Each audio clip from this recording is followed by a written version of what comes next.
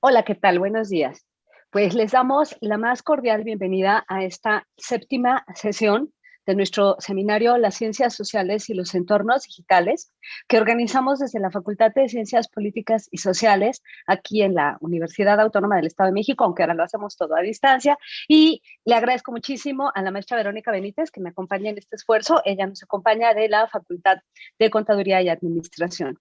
En esta ocasión tenemos de verdad la gran fortuna de contar con la participación del doctor Daniel Hierno, que prácticamente no requiere presentación, pero en un momento más Verónica nos va a dar algunas líneas muy breves de su currículum.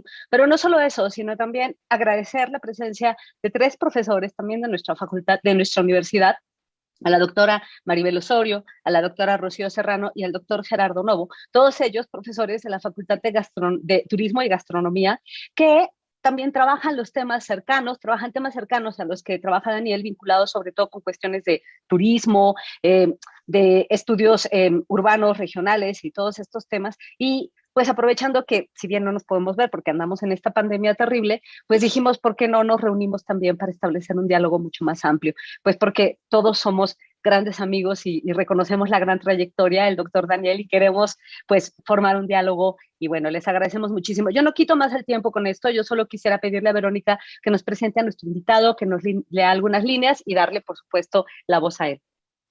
Muchísimas gracias. Buenos días. El doctor Daniel Hernó es catedrático de la Facultad de Ciencias Políticas y Sociales de la Universidad Autónoma de Querétaro.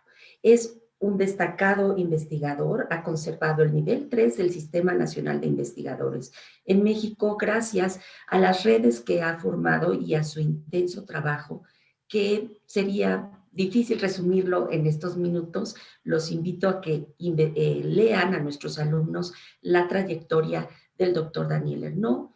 Él es ingeniero civil arquitecto, graduado en Lovaina, Bélgica, tiene estudios de maestría en ciencias y programación urbana y regional, llegó a nuestro país en 1975, trabajó principalmente en la Universidad Autónoma Metropolitana y es interesante cómo ha colaborado con el diseño de programas de estudio en planeación territorial, el posgrado en ciencias sociales y el posgrado en diseño en la unidad Xochimilco de la UAM. Desde 2009, el doctor Hernó trabaja en la ciudad de Querétaro y, como él bien lo menciona, ha cambiado de área de estudio, lo que para muchos investigadores es inconcebible, pero para él ha sido una experiencia muy positiva y está muy satisfecho con haberlo logrado. Así que en sus líneas de investigación destacan principalmente los estudios territoriales, centros históricos de las ciudades, la geografía del turismo y temas ligados a la epistemología de la geografía en su relación con las ciencias sociales, entre otros.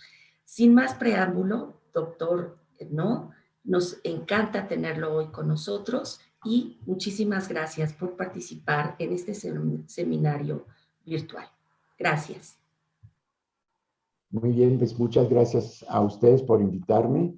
Me da mucho gusto estar, bueno, por lo pronto entre los invitados especiales, que son gente que conozco todos de hace muchos años, realmente muchos años, y exponerles algunas ideas que finalmente son muy sencillas y yo no creo que cuando lo van a pensar, van a decir, pues sí, yo creo que son cosas elementales, pero que nunca se dicen, yo siento, en los seminarios de investigación, porque hemos evolucionado desde hace muchos años hacia modelos de investigación muy acartonados, muy delimitados, muy encerrados, digamos, en una práctica, una forma de enfocar la investigación, que desde mi perspectiva es totalmente cerrada y poco creativa, ¿no? Ahora, esto no implica una crítica a los maestros en sí, porque ellos en un momento dado están obligados a enseñar una forma de trabajar y sería a veces muy complicado de que los alumnos tuvieran que enfrentarse con sus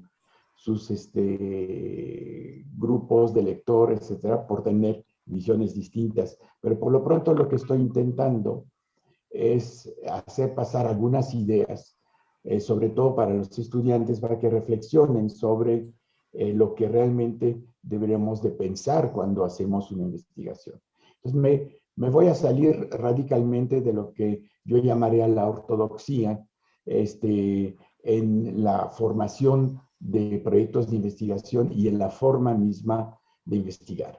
Lo he desarrollado en 10 pautas, 10 líneas, digamos, ¿no? Y obviamente mis observaciones, lo que les voy a comentar, proviene de trabajos que he realizado desde hace mucho tiempo, sobre todo desde una perspectiva ligada al territorio, pero no exclusivamente. Entonces yo creo que si lo pensamos bien, hay muchas cosas que hermanan inclusive las ciencias sociales y las ciencias de la ingeniería, las ciencias duras, para llamarlos así, y que vamos a encontrar que se está dando, ¿no? Por ejemplo, podríamos repensar la forma en la cual Newton se metió a la teoría de la gravedad. Como lo dice bien un epistemólogo, Paul Feyerabend, Newton estaba abajo del árbol, vio caer la manzana y eso lo llevó a hacer la teoría. No estuvo en laboratorio, no estaba trabajando con instrumentos de medición física de tal suerte a poder definir exactamente la velocidad de caída, etcétera, etcétera. No fue así. Fue algo que surgió de lo que llamamos la serendipity, ¿no? Famosa de Alicia en el País de las Maravillas, si bien me acuerdo, en la cual de repente se nos presenta algo y tenemos la capacidad de analizar. Bien, voy a empezar por mi primera pauta, digamos, mi primera idea. La actitud que tenemos frente a nuestro sujeto de investigación. Yo lo que planteo es que tenemos que estar mucho más desprejuiciados, ¿no? Tener una actitud desprejuiciados. Los prejuicios no nos damos cuenta a veces que lo estamos usando y tomamos posiciones, hacemos amalgamas y decimos, eso es así, cuando ni siquiera hemos estudiado el tema. Si no hemos pensado a qué podemos llegar a partir de lo que tenemos enfrente. Ejemplo con las vacunas, ¿no? De repente, no ser prejuiciado, es decir, que si yo regreso a la vacuna del ébola, puede ser que saque elementos para sacar una vacuna contra el COVID. Otro dice, no, estamos frente a otra cosa. No, tengo que olvidarme de que esa vacuna se llama ébola, entre comillas, ¿no? Y pensar que puede ser una vacuna que sirve para otra cosa. Eso es lo que ha permitido la actitud desprejuiciada, en mi opinión, es lo que ha permitido avanzar muy rápidamente en el estudio de las vacunas y tener una solución en menos de un año, cuando normalmente esas investigaciones llevan 4 o 5 años. En ciencias sociales puede haber prejuicios de derecha, para llamarlos en alguna forma, como lo que se llama ahora la porofobia, es decir, el miedo a los pobres y el rechazo a los pobres. Así que si vamos en una zona periférica de una ciudad, es muy fácil decir, es una zona de pobres. Lógico, yo veo techos de lámina, veo casas de bloque o inclusive de cartón, y digo, bueno, sí es zona de pobre, ya metí un prejuicio, y oh sorpresa, cuando voy, por ejemplo, a Iztapalapa, bueno, de eso hace tiempo, y que puedo ver despegar un helicóptero, ¿no? El helicóptero del famoso diputado Gutiérrez, famoso violador, pedófilo del PRI, que de repente había hecho su dominio, digamos, su riqueza a partir del manejo de la basura, ¿no? Entonces, ese es un prejuicio. Si yo llego con la idea de que aquí es un territorio de pobre, todo el mundo es pobre, pues ya perdí la posibilidad de encontrar cosas interesantes. Por ejemplo, de que hay gente que es capaz, en el Valle de Chalco, donde yo trabajé, de dejar una casa que tiene en lugares centrales, irse a vivir en condiciones precarias para montar un negocio de venta de materiales de construcción, porque sabe que se va a hacer rico en este lugar. Y esa persona acaba siendo rica y más rica que todos los que estamos acá, ¿no? También hay prejuicios de izquierda. Por ejemplo, en México tenemos en ciencias sociales la maldita tendencia a no querer estudiar lo que hacen los empresarios. ¿Por qué? Bueno, salvo, digamos, en las ciencias administrativas, pero todo lo que es ciencia política, inclusive geografía, sociología, etcétera, como que el tema empresarial no, porque son los malos de la historia, ¿no? Y entonces hay cosas que no entendemos quién toma las decisiones. Y si vamos a ciertos textos sociológicos, deberíamos de entender que justamente esas personas son las que toman las decisiones para nosotros y que explican a veces por qué estamos en tal modelo de desarrollo, en tal forma de trabajar, etc. Nos tenemos que quitar prejuicios y abrir la puerta a una lectura mucho más transparente de nuestros temas, que sea el territorio, que sea un grupo social, que sea la educación o lo que sea. Y nos va a ofrecer una capacidad de ver muy diferente. Yo como metáfora diría es como limpiarse los lentes antes de empezar a leer un libro. Yo voy a ver mejor si no tengo una actitud prejuiciada. Esa es la primera. Segunda pauta. Ese es algo que he trabajado con una colega, Alicia Mindón, en un artículo, luego les puedo pasar la referencia, está en línea, sobre la postura egocéntrica y la postura exocéntrica. Muchas veces en la investigación podemos ver que nos ponemos en una posición externa a nuestro objeto. Bueno, yo sé que en ingeniería está difícil de ponerse en una posición dentro del fierro, ¿verdad? Pero hablando de ciencias sociales, es importante ver que muchas veces no leemos lo que tenemos enfrente como si estuviéramos adentro para entender las posturas, las formas de pensar, los imaginarios, las actitudes, las prácticas de la gente que está adentro, por ejemplo, de un territorio, ¿no? Lo vemos en una posición exocéntrica, es decir, ponemos el centro de nuestra investigación desde nuestra posición externa de lector, ¿sí? Y lo que deberíamos de hacer, al contrario, es tomar una posición egocéntrica, que significa, pues, ponerse en la posición del otro, en la ropa del otro, entender sus sentimientos, sus comportamientos, sin prejuicios, como yo le dije en el anterior, ¿no? Ese es bastante importante también, no solamente no tener mis propios prejuicios, pero entender cómo piensa, cómo se define, cómo sueña, cómo actúa una persona que está en la situación que yo estoy estudiando. La tercera es una cuestión que yo llamo la empatía. Bueno, todo el mundo sabe lo que es la empatía. Significa poder comunicar con el otro de manera positiva, implica ser solidario, atento, abierto. Por eso, un trabajo con personas puede fracasar o tener éxito a partir de nuestra actitud. Por ejemplo, tenemos que entender los tiempos de las personas. Les voy a decir, cuando trabajé en Valle de Chalco, hice un trabajo con un grupo que es muy difícil trabajar, que es las personas de origen indígena. Primero, porque es muy difícil distinguirlos, ¿no? No estamos en un territorio totalmente indígena, por ejemplo, como sería ir una comunidad en la Sierra de Chiapas, ¿no? Entonces, ¿cómo distingo una persona de origen indígena de una persona mestiza que no tiene esa raíz de comunidad, etcétera, etcétera, ¿no?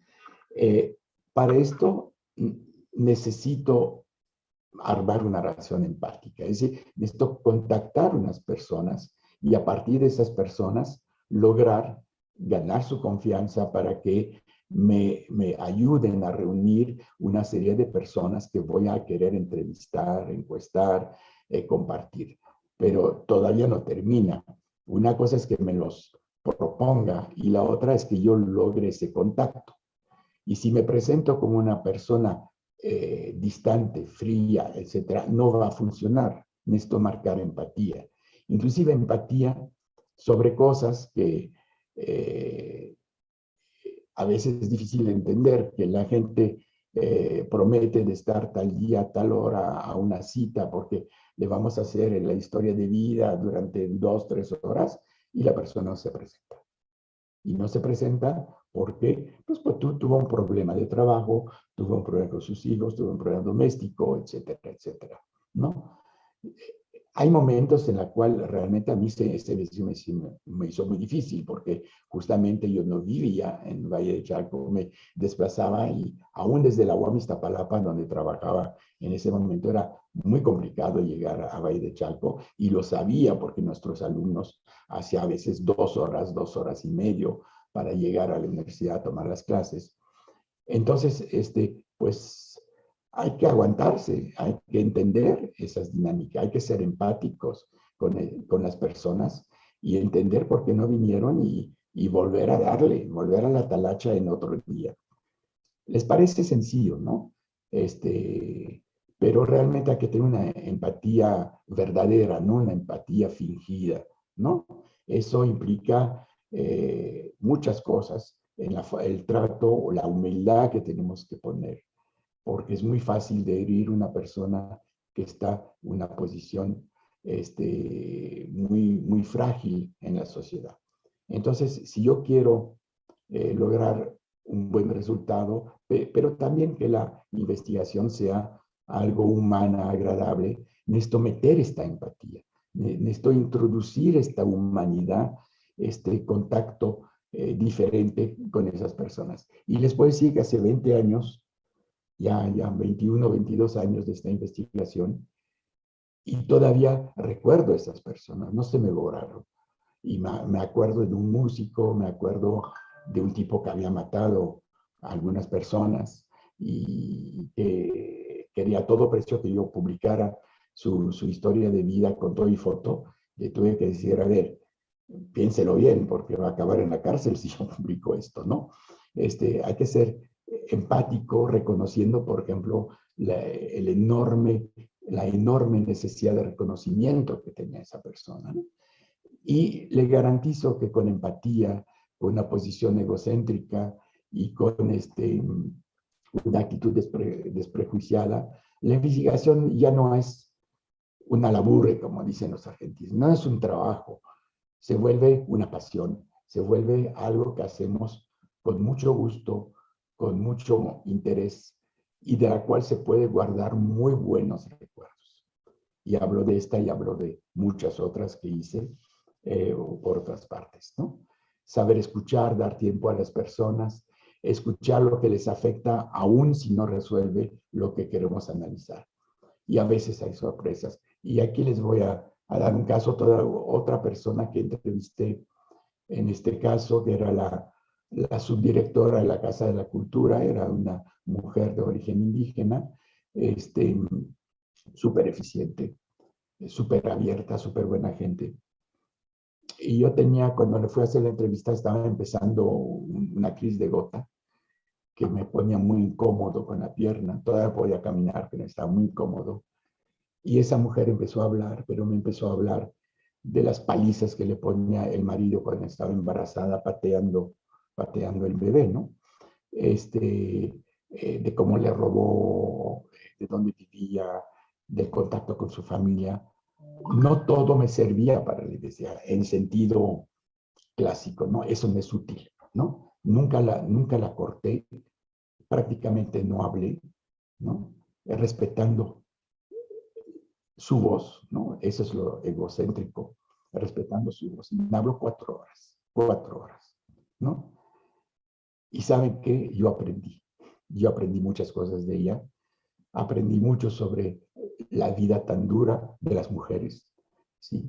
El racismo, cosa que a veces desde la posición en la cual está uno no percibe. Una cosa es que se lo cuenten a nivel académico, y la otra es que te lo cuente una persona que lo sufre y que lo llora frente a ti. Y más cuando te llora 4 horas, ¿no? fue una experiencia extraordinaria, una experiencia de vida. Y eso es lo bonito de la investigación, ¿no? Yo espero haberle dejado algo escuchándola, no opinando, no criticando, no enjuiciando, ni a ella ni al desgraciado del marido, pero acompañando, ¿no? Espero haberle dejado algo porque a ella, por ejemplo, me dejó mucho. Perdón. Otra pauta que yo creo que es muy importante. Necesitamos tener mente de detectivos, ¿no? ¿Por qué digo de detectivos? Porque cualquier índice cuenta, ¿no? Si ven de repente Criminal Minds y CIS Miami, etcétera, van a ver que los gringos han sido muy buenos para introducirnos a esta ciencia detectivesca en la cual cada elemento, cada detalle cuenta para el trabajo del detectivo, pero también para nosotros. Otra forma de encontrar, digamos, lo que queremos. Y a veces de encontrar cosas que no hubiéramos pensado y que de repente tiene una importancia interesante.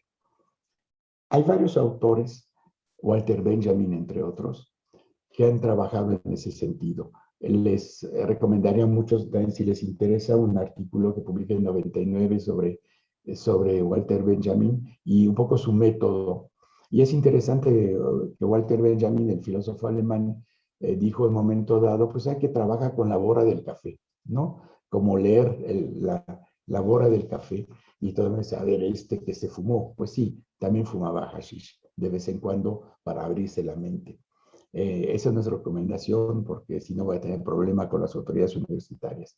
Pero y no es el único, ¿eh? Recuerda que Freud era un gran consumidor de opio, entre paréntesis, ¿no? Benjamin trataba de entender a partir de detalles lo que investigaba, que era París del siglo XIX, a través de detalles minuciosos. Cuando uno revisa ese enorme paquete de notas que dejó y que llamamos hoy el libro de los pasajes, vemos que leyó libros de crónicas, casi que de crónicas de Ola, del Ola de la época, o de libros así anecdóticos que se vendía pues a gente que no tenía muchas posibilidades o muchas ganas de leer gran literatura, o a visitantes extranjeros en París, y que contaba detalles a veces escabrosos, a veces chistosos, y los leyó todos. Y sobre esto construyó finalmente su forma de analizar lo que él llamó la Ur-modernidad, es decir, la modernidad del primer momento, como la primera ciudad Ur en el Medio Oriente. Esa Ur-modernidad la analizó a partir de muchos detalles que nosotros muchas veces no queremos tocar. Nos parece que son muy secundarios, muy elementales. ¿Por qué me voy a meter a esto? Pues les repito, es como la investigación policíaca. Tenemos que ir a esos detalles, tenemos que pensar cosas básicas, ¿no? Un recado, una foto, ¿no? Ahora tenemos la suerte de poder trabajar muchas veces con fotos, incluso con fotos antiguas. Yo trabajo sobre esos pasajes justamente parisinos del siglo XIX, y cuando empiezan a surgir las primeras fotos, es después del auge de esos pasajes, pero todavía indican cosas interesantes que puede ser una forma de decoración del pasaje, un tipo de iluminación, inicialmente fue en gas, luego apareció la electricidad, un tipo de estructura metálica que sostiene un techo de vidrio, etcétera, detalles, un reloj, una escultura, todo eso contribuye a la imagen que me voy a hacer, a la, digamos, a entender mi objeto finalmente, ¿no?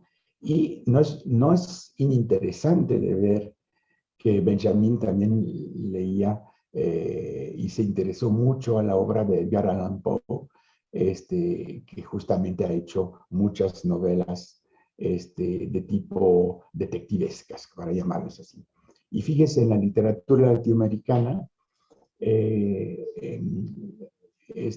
Julio Cortázar también era un gran admirador de Edgar Allan Poe. ¿Por qué? Porque justamente este manejo, ese uso del detalle en sus novelas era algo extremadamente importante, y que anticipaba todos los métodos de laboratorios técnicos hipertecnificados de las policías actuales, ¿no? Estamos hablando de también Agatha Christie, las obras de Simenon con el inspector Maigret, todos estos reflejan gente que tiene capacidad de interesarse al detalle. Y la investigación es eso. La investigación no es andar como un caballo que tiene ojeras, que solamente le permite ver derecho y qué pasa al lado. Me acuerdo que la primera vez que entré a Valle de Chalco, estaba entrando para ir a la Casa de la Cultura en un vehículo con otras personas, y la primera cosa que me impresionó es de ver que al lado del camino, en mal estado, ni siquiera era carretera, había tumbas y que los niños jugaban entre las tumbas, ¿no? Esta confusión de usos de suelo para un urbanista es muy llamativo, ¿no? Te pone en evidencia que algo está pasando. Les puedo dar otro ejemplo. Cuando trabajé en Ciudad Lázaro Cárdenas, en Michoacán,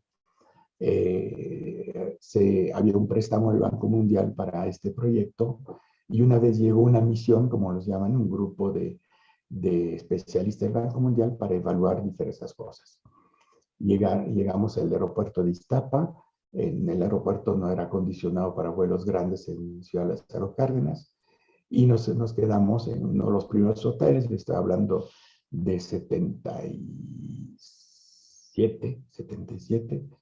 En aquel entonces en Iztapa solamente estaba el presidente y el Aristos. Nos quedamos al presidente, y uno de los miembros del equipo del Banco Mundial era un viejo empresario de la comunidad judía de Nueva York, súper potente porque él manejaba un conjunto enorme de empresas y ahí las asesoraba. Y pues llegamos muy temprano, pasamos a dejar las maletas allá y desayunar. Y el tipo abre el menú, lo recorre y dice: aquí hay que poner granjas de pollo. Y yo volteé, yo tenía 27 años en aquel entonces, ¿qué hubo con ese señor, no? Y pues resultó que este señor se había dado cuenta de que no solamente no había pollo, eso pues era bastante obvio, sino que no había huevos estrellados, es decir, los únicos huevos que había eran huevos revueltos en una u otra preparación.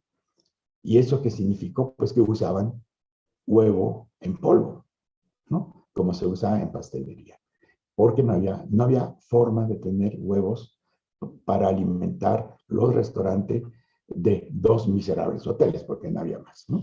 Y el tipo le dio, es decir, el detalle del menú le llevó a pensar: ups, necesitamos granjas en este lugar. Esa es la mente detectivesca, y se aplica entonces, como lo pueden ver, tanto en la detección de necesidad de negocios, como en la encuesta policíaca, como una encuesta urbana como la que llevaba en el Valle de Chalco, y muchos más, ¿no? Los detalles son súper importantes, y nuestra mente tiene que ser muy ágil y siempre decir: ¿y eso por qué? ¿Y esto qué es? ¿Y eso para qué sirve? ¿No? Bien. Punto siguiente, ya estamos. 1, 2, 3, 4, quinto. Las escalas, ese es algo muy importante. Hay muchos fenómenos y procesos que solamente los podemos estudiar en contexto local, estamos de acuerdo, ¿no? A veces son consecuencias de procesos que se generan en otra escala. Por ejemplo, la migración extranjera tiene efectos sobre la arquitectura de ciertas ciudades o pueblos. Les voy a dar un caso concreto.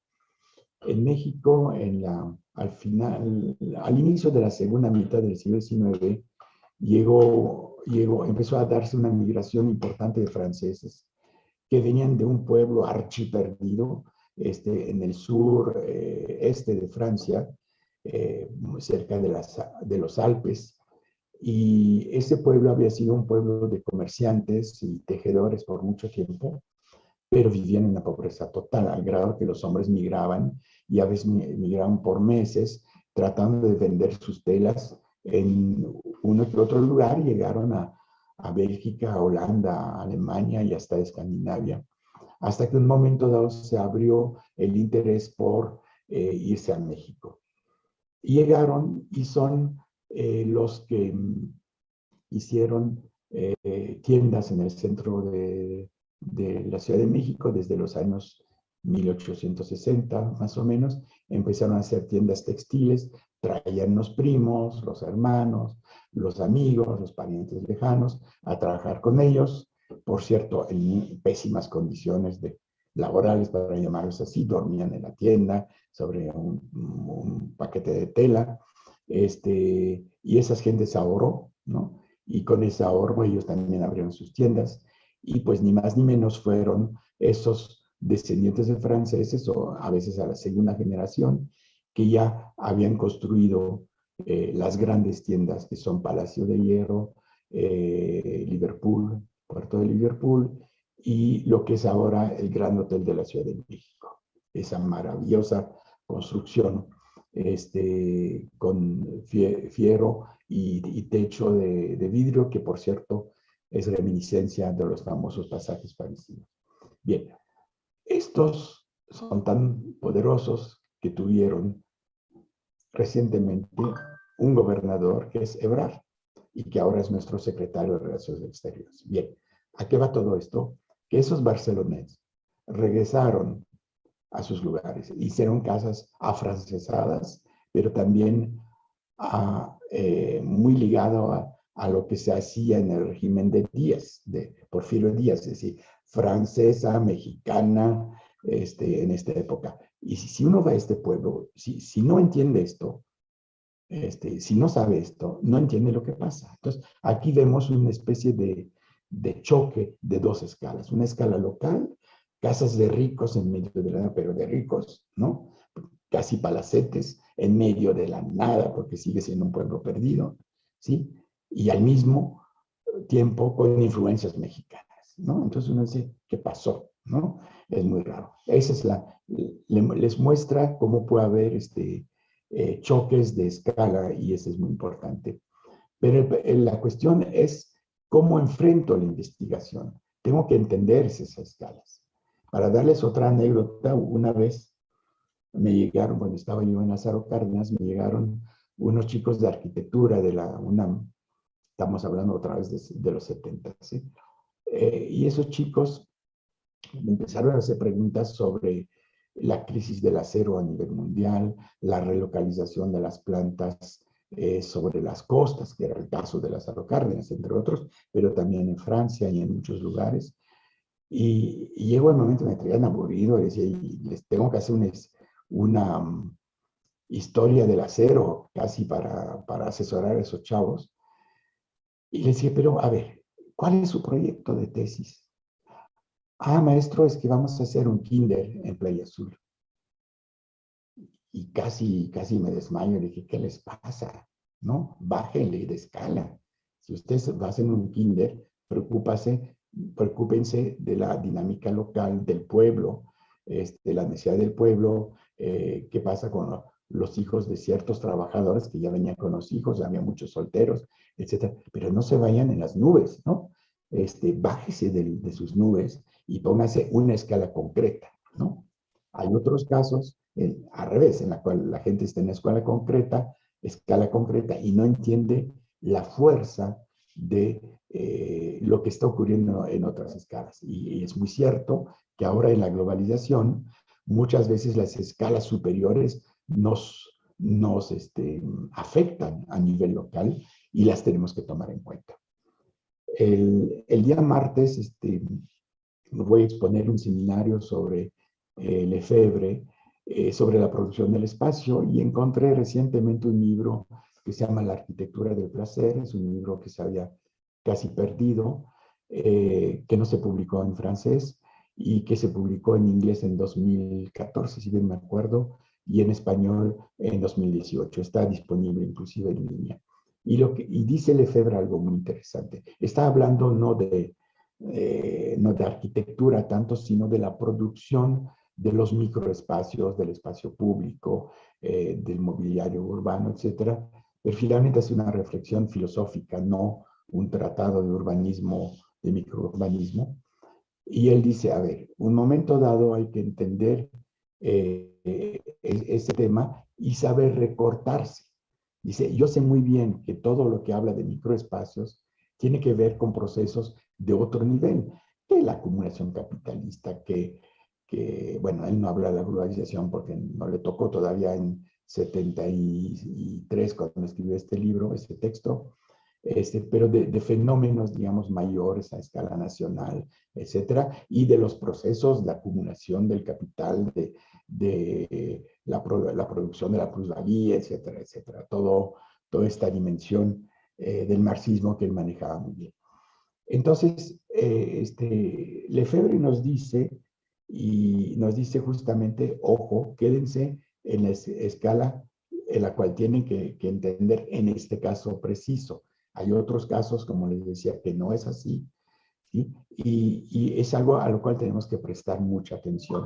Si no, nos podemos equivocar de dimensión. Y he visto muchas veces en las tesis que las personas empiezan, por ejemplo, en turismo, empiezan a analizar que el turismo global y cuánta persona llega y cuánta derrama hay y cuántos empleos se generan. Y a la hora que tienen que escribir sobre su caso concreto, que es el pueblo de no sé qué estado, pues ya se les secó la pluma. No tienen de qué hablar, porque se desgastaron en analizar un contexto que quizás y muy probablemente afecta muy ligeramente su pueblo mágico, su localidad, su equipamiento que están trabajando de ahí. Entonces, ese juego de escala es algo que yo creo que es extremadamente importante. Y les decía, en alguna forma, para pasar a otra propuesta, la mente detectivesca nos obliga siempre a cuidar detalles. Y los detalles no se encuentran forzosamente en las encuestas, quizás mucho más en las historias de vida, en papeles, en periódicos, en revistillas, en reuniones de café, ¿no? A veces se dice la verdad sale de la boca de los niños, y es cierto, ¿no? Los interlocutores que tenemos no es forzosamente el más ducho, el más preparado, el más sabiondo, el que nos va a resolver los problemas. De repente, una frase soltada así de lado por una mujer en su casa cocinando mientras estamos dialogando con ella, nos da mucho más que todos los análisis sesudos a los cuales recurrimos. Ese es lo de cuidar los detalles. Y luego está un aspecto que para mí es sumamente importante, es la intuición. Ya tenemos 1, 2, 3, 4, 5, 6, y en séptimo lugar pongo la intuición. Sin embargo, para mí es algo extremadamente importante.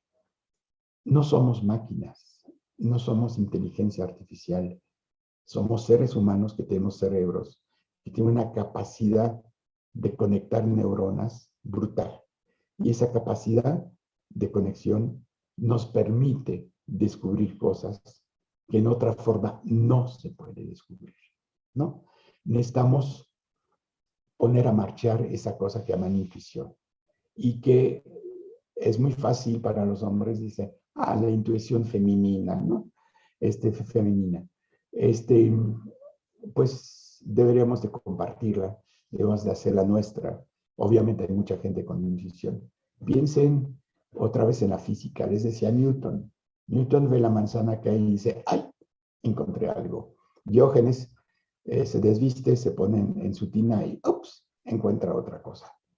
Muchas, y eso nos lo dicen los epistemólogos, los que estudian las ciencias, muchos descubrimientos no son el fruto de trabajar 12 horas o 15 horas en un laboratorio, sino de algo que se está, está apareciendo a nuestros ojos, porque hemos aprendido a ver, a buscar las cosas, a tener mente abierta.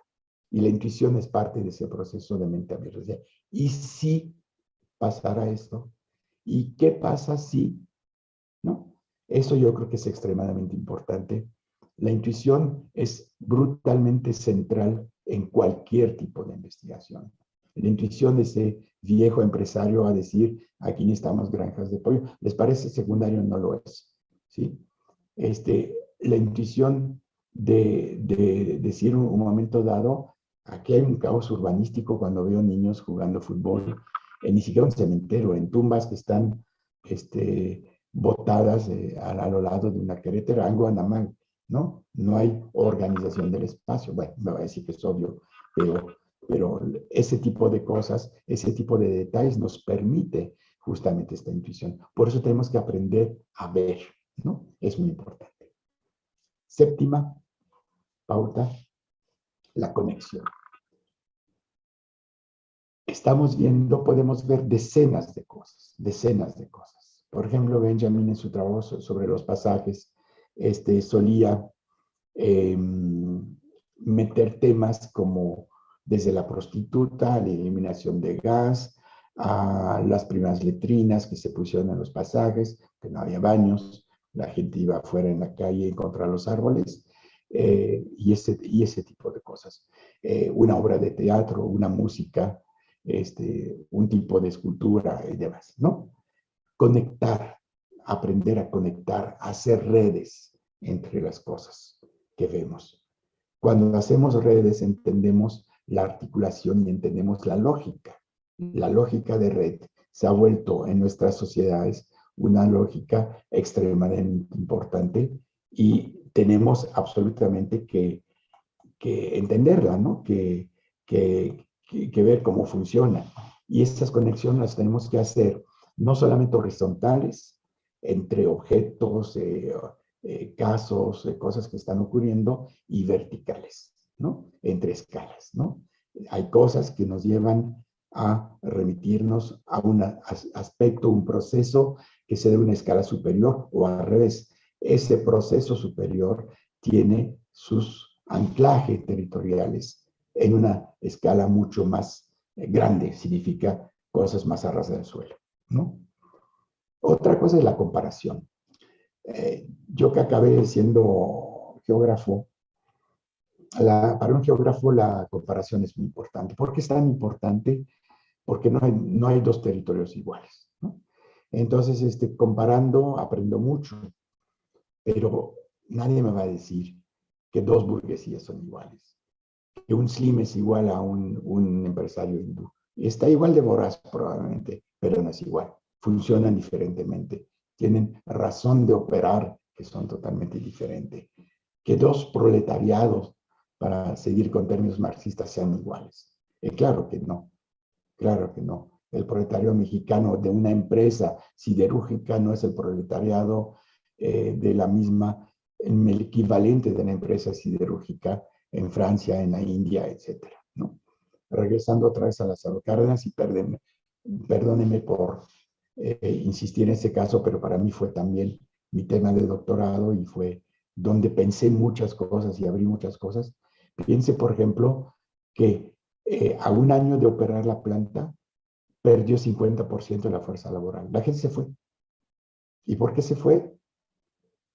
Porque tenía su amor a su rancho, a su tierra, a su marranito, a su ejido, ¿no? Y la gente dijo, no, no, no, no. Eso no pasaba en Francia cuando movieron la siderúrgica de la parte este de Francia a Dunkerque, a la costa. Seguramente saben dónde está Dunkerque por la película. Es un puerto del norte de Francia. Cuando movieron la siderúrgica allá, la gente no se fue. ¿Por qué? Porque tenían tradiciones proletaria y siderúrgica de generaciones. Aquí estamos hablando de gente que venía de Aguililla, la Sierra de Guerrero, etcétera, y les costó mucho integrarse. Piense, por ejemplo, de trabajar con 70, 80 grados o más enfrente en el Alto Horno y 40 grados de temperatura normal en Lázaro Cárdenas en la espalda. Es insostenible. Hay que tener una tradición, un conocimiento de otro tipo y un aguante que a veces no se tenía, ¿no? Entonces las comparaciones son importantes. A veces hay gente que me ha dicho, pero no tenemos que remitir los procesos que vemos, por ejemplo, en nuestros centros históricos, a lo que pasa en Francia, en Inglaterra, en Italia, etc. Y yo creo que sí, no para decir que nuestros procesos son mejores o peores o que tienen que imitar las mismas políticas, sino simplemente para enriquecer nuestros análisis diciendo, mira lo que están haciendo allá, mira lo que pasó acá, ¿no? Y decir, eso está pasando. Hace 4 o 5 años, más de 5 años, cuando trabajaba sobre la misma ciudad de Querétaro, sobre el barrio de la Cruz, pues el tema que está muy de moda era la gentrificación, ¿no? Es decir, ese proceso por el cual supuestamente llega gente con mayor bagaje cultural y a veces mayores recursos económicos, aunque no siempre, a instalarse en los centros históricos, desplazando los pobres que tradicionalmente viven en los centros, bla, bla, bla. Ese es el rollo anglosajón. Es un rollo que se adapta bien porque en una ciudad como Nueva York, muy poca gente es propietaria, o en Londres, o hasta en París, la gente es inquilina. Entonces, pues lógicamente, si te empiezan a subir los precios porque viene gente que paga más, tú, pobre tradicional, te vas. Okay. ¿Qué pasó en el barrio de la Cruz? Pues nunca se percibió una gentrificación tan fuerte, de tipo de que gente que viene y que desplaza. ¿Por qué? Porque haciendo una encuesta, porque llega a tener que hacer una encuesta, lo que no quería hacer, pero me faltaban ciertos datos, 63% de la gente era propietaria de su vivienda. Punto. Se acabó la discusión. Ahora, ¿qué es lo que genera la discusión, la gentrificación? Los procesos turísticos y las políticas de Estado, ¿no? Empezar a renovar la calle, quitar los alambres, poner adoquín muy chido, arreglar banquetas, obligar a la gente a pintar la facha en lo que dice específicamente el INAH. Todo esto genera mucho más gentrificación que la llegada voluntaria de personas a esta zona, ¿no? Entonces, sí, la comparación me sirve, porque si no, soy capaz de tomar una teoría de un lugar y moverlo a otro lugar, ¿no? Entonces, esto ha hecho que, por ejemplo, hay unos estudios sobre gentrificación o turistificación también, que parten del pie izquierdo, porque no hacen comparación de realidades y es por eso también que yo insisto en la cuestión del marco teórico. A mí no me gusta que hagamos un marco teórico antes. ¿Por qué? ¿Sí? Y eso es muy fuerte para los profesores. ¿Por qué? Porque yo creo que no sabemos de qué estamos hablando. Seamos modestos. No sabemos a qué autor vamos a tener que recurrir para analizar una realidad. Entonces, lo que podemos hacer es ponernos, digamos, más o menos en 3, 4, 5 hojas. Aquí estoy plantado, se me hace que va por acá. Yo creo que tengo que leer de hecho ya leí y puedo decir esto. Además, esto viene del estado de la cuestión de la literatura, que eso sí vale la pena revisarlo. A veces yo diría que no, que todavía hay que ir con espíritus de recién nacido a la investigación y no leer antes lo que pasa por otras partes de nuestro país o de lo internacional. Entonces el marco teórico pues lo voy a construir cuando lo necesito, ¿sí? Yo no me puedo imaginar un artista que va a comprar todos los materiales, todos los colores, todo, y tener una bodega completa, una tienda completa de materiales artísticos, y si no sabe qué va a hacer, ¿no? ¿Por qué voy a comprar materiales cerámicos si voy a hacer una pintura? Pues es exactamente lo que estamos haciendo nosotros, ¿no? Nos embarramos a marketing, nos embarramos a la tour y nos embarramos a los posts de los posts, etcétera, y el ahora no nos sirve de nada, estrictamente. Eso sí nos iba a hacer rollos, ¿no? Y para eso hay unos que son fabulosos. El otro día vi una gente de la UNAM, creo, hablando del el posthumanismo, en el postcolonialismo, dice, a ver, sabe que a mí no entender, ¿eh? Quizás soy S3, pero soy bruto para esas cosas.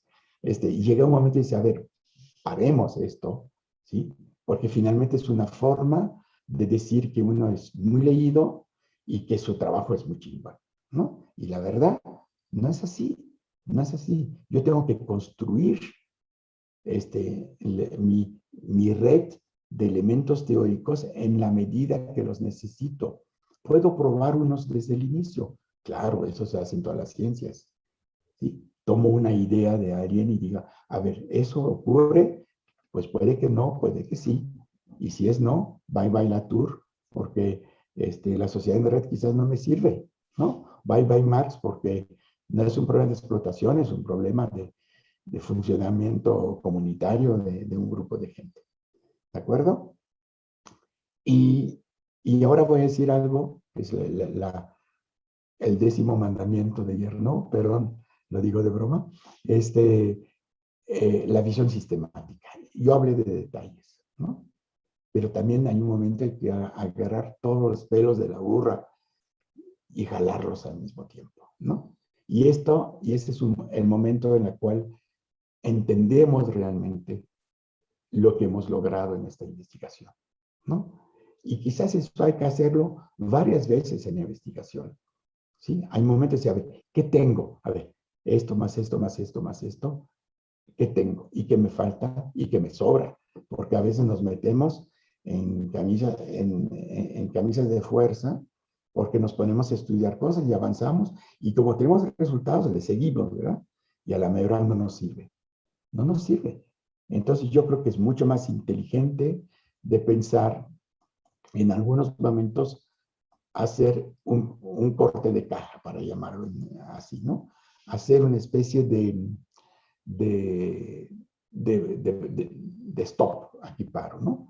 Yo creo que en ese sentido los coloquios semestrales o anuales que se presentan son muy interesantes para eso. Desgraciadamente están usándose para dar avances, pero avances parciales. Entonces, uno nos va a hablar como levanto la metodología, el otro la teoría, pero nunca entendemos dónde está en la investigación. Por mí, los coloquios deben ser, a ver, ahora expones tu investigación. No, pero no he terminado, expones tu investigación. ¿Dónde estás? ¿No? ¿Qué me tienes que decir? ¿Qué me puedes decir? ¿Hasta dónde avanzaste? Y entonces en ese momento el diálogo con el otro va a ser mucho más fructífero, porque ese diálogo va a servir a decir, ¿sabes qué? Aquí estás mal. Eso me parece que no sirve. No has leído fulano de tal que te puede servir para esto, etcétera, etcétera. Es decir, un proceso de cortes, ¿no? Al año, no sé, al año y medio. Puede ser que no todo el mundo siga el mismo proceso. Nuestras temporalidades de investigación suelen ser muy diferentes, ¿no? Pero sí se tiene que hacer varias veces en un proceso de investigación un corte y te expongo. Y aunque tu planteamiento todavía sea muy primitivo, no importa. Es cuando se te puede, al hacer la síntesis, de repente, y a mí me ha pasado, haciendo exposición sobre investigación en curso, dije, ¿por qué no trabajé eso? Era muy importante. Y de repente se me da la intuición de que me faltó algo. No, me le tengo que ir por allá, porque eso es importante, ¿no? Bueno, pues ya cumplí mi horita, ¿verdad? Me pueden apagar la hora completa. No, perfecto, perfecto. Van 10, pero puedes seguir, por supuesto. No, Son ya me pasé. interesantísimas. No, yo creo que más bien me pongo a disposición para escuchar sus comentarios. Nada, les pido una cosa, déjeme ir por un vaso de agua, porque se me Claro, secó la garganta hace el tiempo. claro, por supuesto, por supuesto. Me Sí, gustaría refrescar. claro. Seguramente las personas que están conectadas a través de YouTube, si tienen algún comentario, pregunta, ya saben que la pueden hacer a través del chat de YouTube. Tenemos aquí tanto a la doctora Maribel Osorio como a la doctora Serrano y al doctor Gerardo Novo, que no sé si ellos quieran hacer algún comentario en general acerca de esto. A mí lo que me parece súper interesante es tener estos, digamos, como estas reflexiones de primera mano de alguien que tiene una trayectoria amplísima en los procesos de investigación y que viene, ¿verdad?, a desmitificar todos estos procesos. Un poco antes de iniciar esta sesión, cuando estábamos como habilitando la transmisión, lo comentábamos junto con Verónica, que ahora anda con el sufrimiento de tener que entregar el borrador de la tesis doctoral, y ella decía, es que es súper difícil porque los profesores en el doctorado te piden tener el marco teórico desde el semestre 1, ¿no? Y ahora un poco con lo que dice Daniel es tranquilo, o sea, primero tener un proyecto, un problema de investigación y ya después armas el marco teórico. Todavía recuerdo que Verónica me contaba, ella no lo va a decir porque es muy, ¿cómo se dice? Ella es muy bien portada y no lo va a decir, pero hay algunos profesores del doctorado, o profesoras, no sabemos, del doctorado en ciencias sociales, que les dan lecturas, les dicen, ahora tienes que leer a Sartori y vincúlalo con tu tema, hazle como quieras. Entonces de pronto uno se encuentra en una cantidad de problemas donde dices, oye, y ahora Sartori, ¿cómo es que me va a venir a explicar esto si a lo mejor no tiene nada que ver con mi tema? Pero los profesores te obligan a hacer eso. Y entonces había otro profesor también en el doctorado. Estoy contando un poco estas anécdotas que irían a contrapelo de lo que dices, Daniel, porque yo decía, es que a Verónica le decía a un profesor en el doctorado, tienes que leer a, yo que sé, algo de ciencia política, ¿no? Tienes que leer a Sartori y lo tienes que vincular forzosamente con tu tesis porque algo tiene que ver y los pobres alumnos estaban en la locura, ¿no?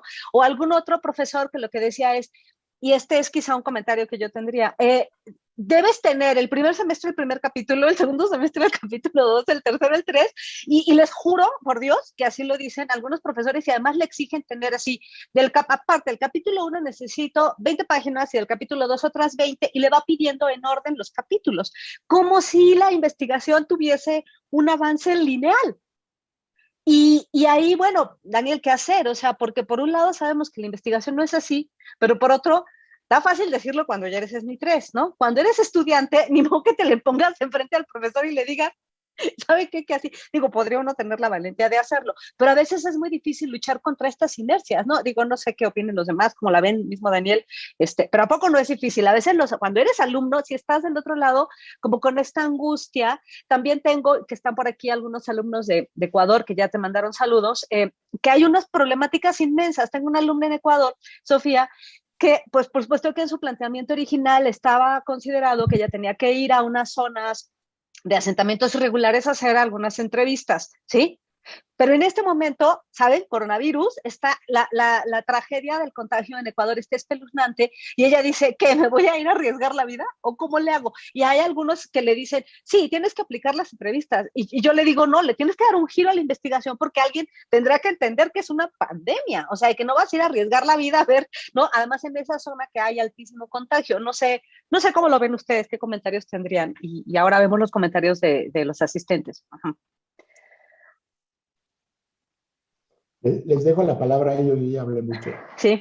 Sí, realmente nos dejas muchos aspectos a replantearnos como profesores, precisamente de posgrado, sobre todo cuando tenemos que guiar a nuestros estudiantes, y pues nos estás abriendo muchas puertas, ¿no? O una gran puerta para buscar nuevas alternativas de investigación que nos lleven realmente a una comprensión más cercana a esa realidad que estamos estudiando, ¿no? Y desmitificar ciertos métodos de enseñanza y de investigación que tenemos que ir renovando permanentemente, ¿no? Entonces yo creo que aquí una de las cuestiones que más me llama la atención es esta parte de la intuición, ¿no? Que a veces no se le ha reconocido como una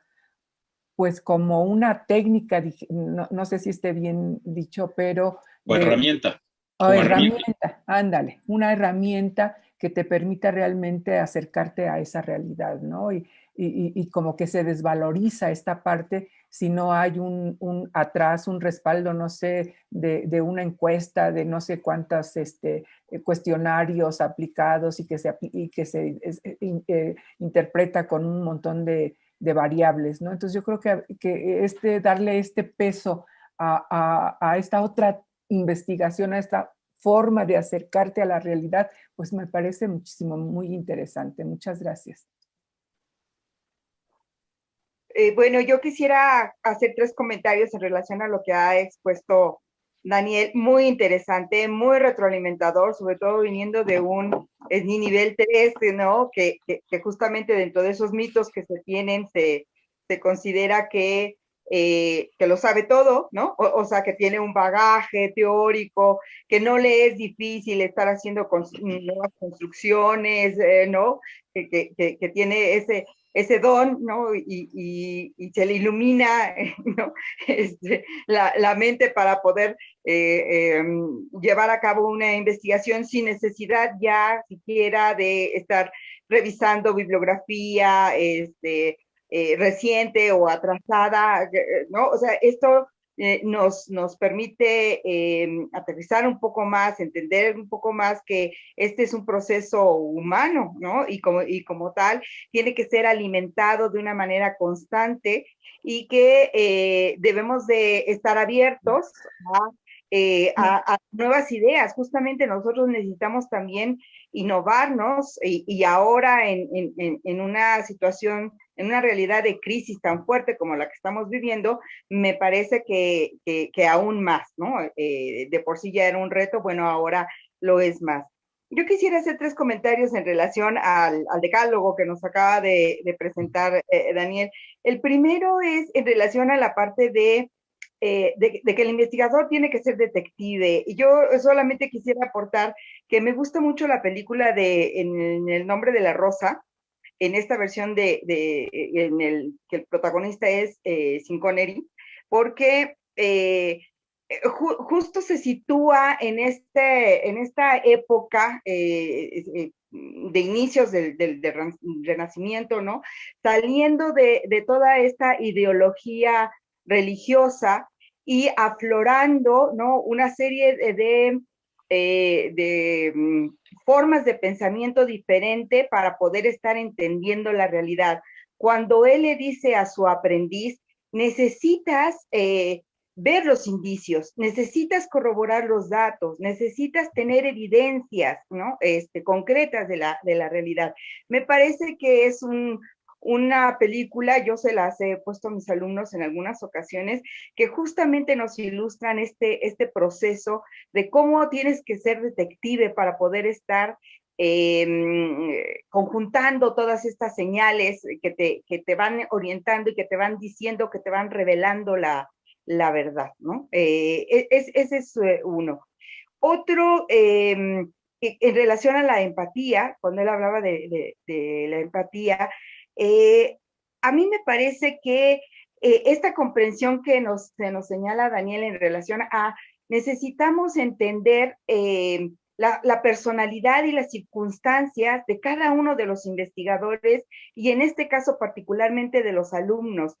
Yo he conocido casos de alumnos que no necesariamente cuentan o se destacan con todas las habilidades cognitivas y de redacción, ¿no? Y de pensamiento como para poder distinguirse con una vocación realmente de investigación o científica. Sin embargo, tengo que reconocer que a base de su voluntad, ¿no? De su esfuerzo, de su perseverancia, de la constancia de la investigación, logran ir articulando, construyendo con mucho trabajo, inclusive en contra de circunstancias personales muy fuertes, pero logran ir construyendo su investigación hasta concluirla y haciendo aportaciones destacadas en alguien en quien yo no creí que lo lograra y sin embargo en quienes he creído que tienen todas las habilidades, todas las competencias para lograrlo, no lo consiguen. Y no lo consiguen porque efectivamente hay un asunto de decisión personal, ¿no? de esfuerzo personal, de metas personales, conducen y que logran, tal vez en un esfuerzo doble de quien sí tenía estas vocaciones y estas habilidades, tal vez en un esfuerzo doble, pero lo logra, ¿no? Entonces, esta parte de la empatía me parece que es importante. Y finalmente, mi último comentario, y con ganas de seguir siendo irreverente, ya que Daniel nos está haciendo favor de abrir la puerta, ¿no? Para hacerlo, nos pone la plataforma para poder hacerlo.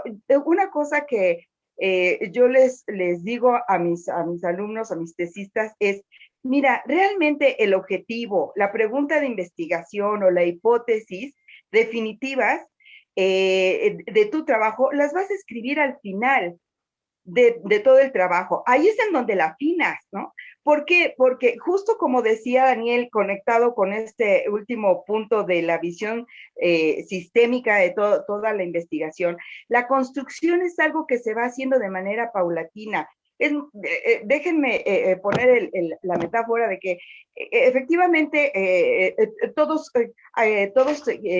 sabemos qué elementos, ¿no? En grandes rasgos, en generalidad, qué elementos tiene una casa, pero la construcción que se va haciendo de la posición de cada ladrillo, de las dimensiones de la casa, de la colocación de los muebles, de los detalles, de dónde abres ventanas, de dónde las cierras, de cómo vas a conjugar la luz. Todo eso es una construcción nueva siempre, ¿no?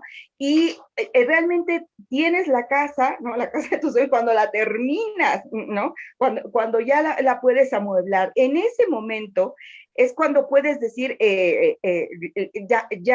describirla realmente apegado a lo que hiciste. Por eso creo que el objetivo, la pregunta de investigación, tienen que ser muy, muy consistentes entre ellas. Y esto tiene que ser consistente con lo que finalmente hiciste, con cómo lo hiciste, que es todo tu planteamiento metodológico y el resultado al que llegaste, ¿no? El resultado al que llegaste. Es muy común que forcemos que nos corresponda con la hipótesis, pues porque así definimos la hipótesis y tenemos que decir en el examen, ¿no? Que sí comprobamos nuestra hipótesis. La hipótesis, hay hipótesis de trabajos iniciales, pero se pueden ir moldeando a lo largo de toda la experiencia porque efectivamente es un proceso de aprendizaje en cada ocasión de la investigación. Eso sería todo de mi parte. Muchas gracias. Claro, no sé, Gerardo, si quieras anotar algo. Sí, pues la verdad es que siempre es un gusto y un placer platicar con Daniel, platicar con ustedes. Extraño esos desayunos en Querétaro, Daniel, con estos huevos motuleños, etcétera, etcétera, en la que alguna vez me decía Maribel, oye, ¿platicaste con Daniel del tema? No, hombre, platiqué con él del tema y platicamos de Blade Runner y platicamos del último libro de Philip K. Dick y platicamos de música y platicamos de muchas cosas, ¿no? Creo que Daniel, esta charla que nos ha dado Daniel, pues nos ha llevado precisamente a releer, a buscar, a descubrir, a encontrarse con, digo, desde Alicia en el País de las Maravillas hasta Feyerabend, etcétera, etcétera. Entonces, yo, primero, Daniel, creo que habría, no sé si lo tienes escrito, pero yo creo que habría que hacer esto, convertirlo en un texto, en este decálogo, que realmente me parece que es un decálogo útil y además es un decálogo provocador, ¿no? Cuando tú hablabas de esta parte del marco teórico, pues también pasa con el protocolo, ¿no? Es decir, el protocolo se le exige al alumno que desde antes de que empiece incluso a estudiar ya llegue con un protocolo, ¿no? Entonces, prerequisito, ¿dónde está el protocolo? Y el protocolo va cambiando en realidad, el protocolo tampoco es algo rígido y muchas veces la investigación termina siendo algo completamente diferente a lo que se había planteado en el protocolo. Entonces, desde luego, no sé si se reconoce o no, pero el protocolo es sumamente flexible y tiene que ser sumamente flexible mientras uno va avanzando y descubriendo nuevos autores y nuevas posturas y nuevas visiones y sobre todo cuando uno empieza a estudiar una maestría o un doctorado, pues uno llega sumamente limitado, ¿no? En ese sentido. Entonces creo que sí habría que convertirlo en un texto, porque además yo me confundí, me salieron 9 puntos, entonces no sé ahí cuál me faltó, ¿no? ¿Mandé? Te distrajiste, nada es cierto. Algo, no, porque... Es que viene de gastronomía y se comió uno. No, es que en realidad hubo una parte donde regresaste a cuidar los detalles, etcétera. Pero en fin, es problema mío, pero yo espero el texto. Tú empezaste hablando de Newton, Daniel, y hay una frase que se le atribuye a Isaac Newton. Yo no sé si es cierta o no, porque pues, a los famosos les atribuyen un montón de cosas que nunca dijeron. Y nunca he leído a Newton, la verdad. Pero cuando tú empezaste diciendo este asunto de que Newton Newton formula su teoría, no en un laboratorio, sino a partir de una observación debajo de un árbol, se le atribuye a Newton esta frase de que si algo he descubierto, si algo he propuesto, pues ha sido a través de una atención paciente, ¿no? Y de esta observación que él decía, pues las cosas llevan muchos años de observación y muchos años de trabajo. Y después de oírte, yo recordaba este libro de Edgar Morin, de La mente bien ordenada, donde hace una crítica a este pensamiento hiper especializado, hiperseccionado, que lo que tenemos que hacer es volver justamente a esto que tú postulabas y a esto que tú decías, encontrar relaciones, hacer comparaciones, trabajar en diferentes escalas, que creo que pues valdría la pena, por ahí quien esté interesado en hacer investigación, creo que sería interesante que hiciera justamente este análisis y volver a estos preceptos básicos que nos ha enseñado la filosofía griega, ¿no? Lo que nos enseñó Aristóteles, Platón, Sócrates, el diálogo, las preguntas como método de aprendizaje. Entonces, pues en realidad son cosas que a mí, la verdad, me las quedo como consejo, pero también como provocación. Y creo yo que justamente cuando tenemos una visión exógena, como tú lo decías, es cuando en realidad podemos ver las cosas desde un ángulo distinto. Alguien decía que para ser un economista, pues hay que estudiar más que economía, ¿no? Para ser un buen investigador del objeto de estudio o de la disciplina que elijamos, pues creo que siempre hay que cambiar de pronto de visión y de perspectiva. Te agradezco mucho, Daniel, me da muchísimo gusto verte, saber que estás bien, igual que a los demás, qué gusto, y esperemos que pronto podamos saludarnos y encontrarnos presencialmente. Muchas gracias. ¿Puedo agregar algo? Claro, por supuesto, por supuesto. Sí, bueno, dije decálogo de broma, no me siento Dios, entreguen a Moisés, por favor, vamos a regresar a esta imagen del SNI 3 que es intragable, ¿no? Que es muy frecuente, por cierto. No, lo que voy a decir es lo siguiente. Esto que les dije es como una reflexión que se fue alimentando a lo largo del tiempo, ¿no? Lo hice en 10 puntos porque me pareció factible hacerlo así. Yo no sé si lo voy a escribir porque no tengo ganas que me echen del SNI, como ya ha pasado a algunas personas que no son amigos de los que tienen el poder, ¿verdad? No sé, hay un problema de fondo en la investigación. Y yo creo que ese problema de fondo es que hemos creído, no solamente en países como México, sino a nivel internacional, hemos creído que el orden pragmático de todo bien encajado, etcétera, es la forma de avanzar. Yo insisto que no, y está comprobado. Hay que volver a leer a Feyerabend, yo creo que es un tipo extremadamente brillante. Acuérdese que su libro está subtitulado para una teoría anarquista de la ciencia, ¿no? Y no es en balde, no anarquista porque tiene que ser desordenada, sino que tiene que ser libertaria, es decir, tiene que ser abierta, ¿no? Y tenemos una ciencia cada vez menos abierta. Les puedo decir que a mí me costó mucho trabajo ser reconocido entre los geógrafos, porque decían que como no había estudiado licenciatura y maestría en geografía, no era geógrafo. Punto. Tan sencillo como eso. Y entonces, hasta que un día me encontré, y esto fue muy chistoso, hace muchos años, me encontré a la doctora Gutiérrez de MacGregor, que fue directora del Instituto de Geografía, me la encontré en Tula, y estaba con su hermana, y me presentó a su hermana. Ah, mira, te presento el doctor Daniel Llano, que es geógrafa de origen belga. Y me quedé, ahora sí, ya tengo mi estrellita amarilla, ¿no? Si se dan cuenta, vivimos en clanes cerrados.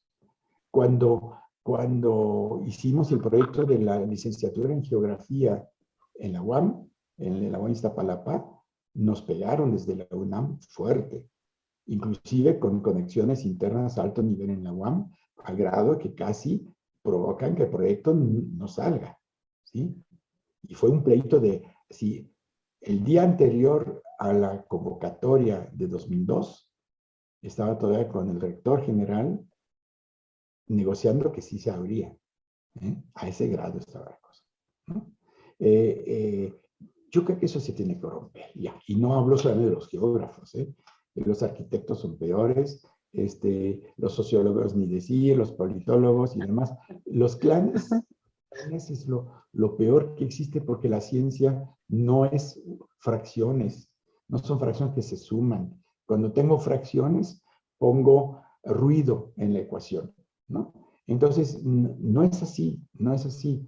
La otra es que nuestras formas de enseñar investigación están rebasados. Yo he trabajado con alumnos muy bien hasta que se me meta el consejo, ¿cómo se llama? O el grupo de profesor que rodean el anuncio. Pues es que no ha metido eso. No entregó la segunda versión de su protocolo.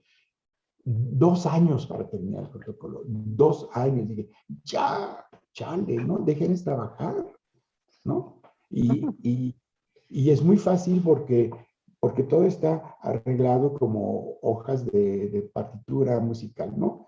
Empiezas acá, vas acá, y después aquí dices regresas, y después increciendo, vas acelerando, etcétera, etcétera. Es que no es así la investigación. Y hay tiempos diferentes. Lo que yo he visto también muchas veces, los tiempos de las mujeres son difíciles por problemas de cada mes y por problemas de situación familiar, etcétera, o las que están casadas, porque muchas veces haciendo el doctorado las mujeres están casadas y no se toma en cuenta. Entonces, los tiempos, a ver, ¿qué significa 4 años?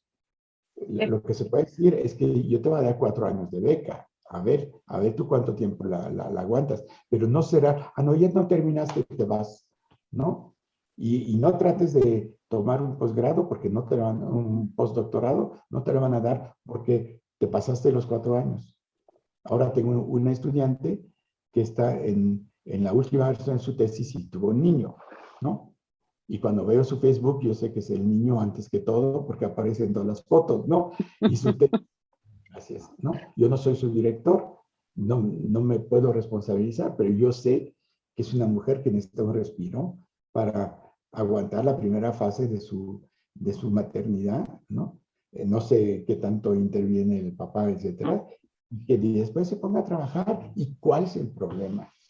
¿Cuál es el problema? Ese tipo de cosas, esa dimensión humana de la investigación. La otra es que considero que todo lo que dije finalmente nos lleva a pensar que la investigación es un modo de vida en alguna forma, que podemos tomar por un tiempo y después dejarlo.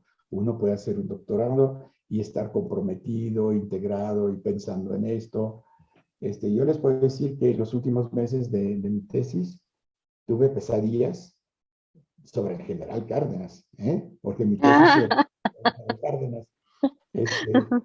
Pero además, para que Freud me diga lo que me estaba pasando, empecé a soñar a Vargas Dulce, es decir, el rollo por excelencia. Dije, no, aquí ando, aquí, ya tengo que parar esa cosa porque voy mal, ¿no?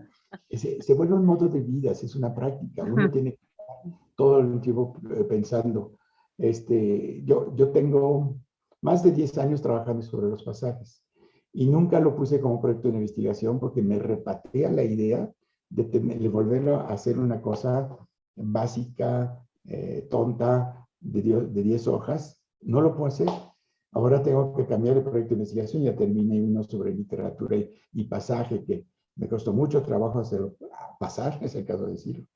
Y ahora voy a poner una cosa sosa, así de 5 hojas, diciendo trivialidades, babosadas, para que lo pasen y me dejen en paz año y medio, porque además cada año y medio es insoportable. Es insoportable. Eso de que estado de la cuestión, el estado del arte, dice, ay, por favor, déjeme trabajar una vez en la vida. Yo creo por lo pronto haber comprobado que sí se investiga. Entonces, déjeme investigar y ya verán los resultados, ¿no?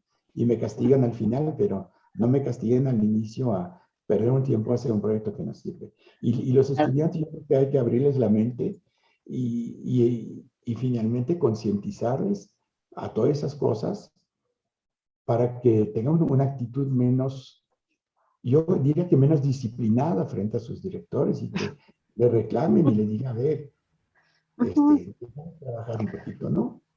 Y decir, me tienes que dar resultado, pero el resultado no es 20 hojas escritas y bien escritas y además con este maldito APA que cambia cada año. Fíjese lo ridículo, ¿no? APA ya decidió que ahora no se pone el lugar de edición. ¿Por qué? Porque sí o porque no. Ah, porque le conviene volver a hacer porque saca dinero, ¿verdad? ¿Sí? Y nosotros como boreos de rebaño, ahí estamos atrás haciendo las cosas de APA, ¿no? Es decir, ya urge, por ejemplo, que con ACID se ponga de acuerdo con ICET, con ICIT, Conciencias y el de Brasil y todo, para decir, ya, vamos a hacer una cosa única y dura, porque eso no puede cambiar. Lo que puede cambiar es que tengamos nuevas formas de cosas que citar, nuevos productos que citar. Pero claro, nuevas formas incluso de producción académica, yo diría, Daniel, permíteme comentarlo, porque como que estamos atorados en estas formas tradicionales de el libro aburridísimo que nadie lee y que se queda guardado en las bodegas. Tenemos que ser francos y sinceros, ¿no? O sea, de verdad, ¿dónde ve uno distribuidos los libros? ¿A dónde leen nuestros alumnos? Yo lo preguntaba, o sea... Te voy a comentar una anécdota, te interrumpo porque merece la pena. Tengo un amigo historiador muy famoso, muy famoso en los que estudian en la colonia, que ha escrito varios libros y un día acaba de sacar un libro y al año o algo así le habló el director de publicación de la UNAM, para ser más preciso, y le dijo, doctor, venga a firmar el contrato de reedición de su libro. Entonces va, pero hinchado, así de wow, ¿no? Mi segunda edición de mi libro. Y llega con el señor, firma y dice, entonces se vendió bien. Pues es que el problema es que está al fondo de la bodega, no lo podemos sacar, así que mejor lo reeditamos. Sí, claro. Sí, sí. Eso mismo le pasó a alguien que tú conoces, a Selva Davillé, una profesora de la UNAM, que a lo mejor ustedes conocen. Ella había publicado en la UNAM un libro sobre la industria automotriz en Querétaro. Y entonces pasó como un año y alguien de Querétaro dijo, oye, estaría bueno presentar ese libro acá, en Querétaro, ¿no? Entonces ella dijo, sí, claro. Entonces habló con los de publicaciones de ahí de su instituto y le dijeron, oye, pero pues es que yo creo que vamos a tener que hacer una reedición del libro. Y ella dijo, wow, es lo mismo, ¿no? Se acabó, se agotó. No, es que mira, para llevarlo a la presentación del libro, pues es que no, quién sabe dónde quedó. Entonces, pues lo vamos a tener que hacer una reedición chiquita para que, pues para poderlo presentar, ¿no? Ese tipo de cosas son como esas, una gran cantidad de historias de eso. Y yo diría, ¿qué tal que las propias formas de comunicar, ¿no? Investigación se han modificado? Ya no son solamente el libro en papel tradicional. Levante la mano quien de ustedes de verdad sigue leyendo única y exclusivamente en papel. Yo sé que van a salir con las de, ay, lo amo y el olor y no sé qué, todo lo que ustedes gusten y manden. Pero en esta pandemia, ¿quién puede ir a las bibliotecas? ¿No? ¿Quién puede ir de verdad? O sea, terminamos consiguiendo la información. Sí. Mira, hay muchos libros que necesitas un capítulo. Yo, al trabajar los pasajes, trabajé mucho sobre Benjamin. Entonces veo un libro que dice... no sé qué, y hay un capítulo, tengo que comprar el libro porque además no está, ¿no? Yo, por favor, que alguien lo ponga en PDF para que yo, pirata del Caribe, lo puedo bajar, ¿no? No, claro, y me refiero un poco a eso, más allá de los libros y las revistas. El día de hoy todos tenemos como acceso a muchas otras formas de comunicación de la ciencia, porque estas no ¿por qué no valen en el SNI, por ejemplo, o no valen para acreditar el trabajo de los propios estudiantes del doctorado, por ejemplo, ¿no?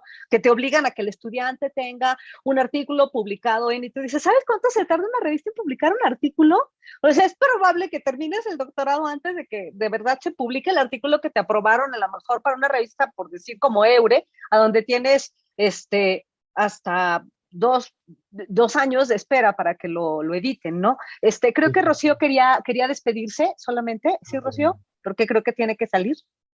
Decía algo así, no sé. Sí, sí, clase. Es que estoy con mi grupo de clase y tengo que cerrar un poco antes de que se me vayan. Entonces, fue un placer, Daniel, estar contigo, escucharte. Gracias, Rosario, por la invitación. Un gusto estar con Maribel, con Vero, con Gerardo y sobre todo contigo, Daniel. Siempre es un placer y además siempre aprende uno algo más. Muchísimas gracias y hasta luego. Un gusto verte también. Luego, Rocío. Sí.